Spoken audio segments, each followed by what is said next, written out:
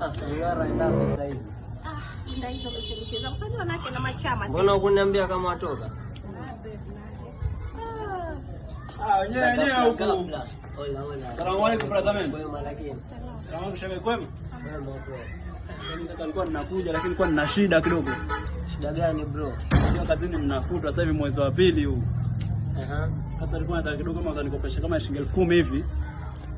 Kidogo nipate mtaji wa kuanzisha biashara nyingine pale. Ni kama miezi 3 hivi nitakuwa. Bro, mazee shida kama ni shida mazee, kila mazee shida zimekuwa nyingi. Wanakuhusu shida, mimi nina shida sasa hivi. Na audio yangu yataka video. Sijui kama elewa. Video na director ni 30,000. Ukichanganya na location ni 50,000.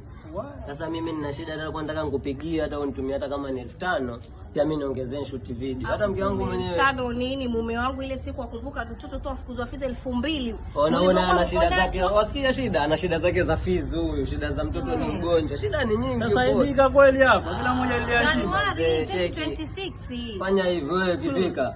Finya YouTube pale, subscribe Deals na Daido pale. Tusaidiane tusome. Deals na Daido. Nikitoboa. Mshahara wangu wa kwanza mimi nikilipo hiyo nyimbo. Uje uchukue 20,000. Sawa bro? Inshallah. Tukitoboa. Mume wangu naenda utabeba ufana kila siku. Kwa na imani tatoboa inshallah. Basi fanya hivyo, angalia wewe nenda. Ulikuwa ndapi? Watu walikuwa na shida kwa. Nenda, mimi na shida mazenda ya kutoka sasa hivi.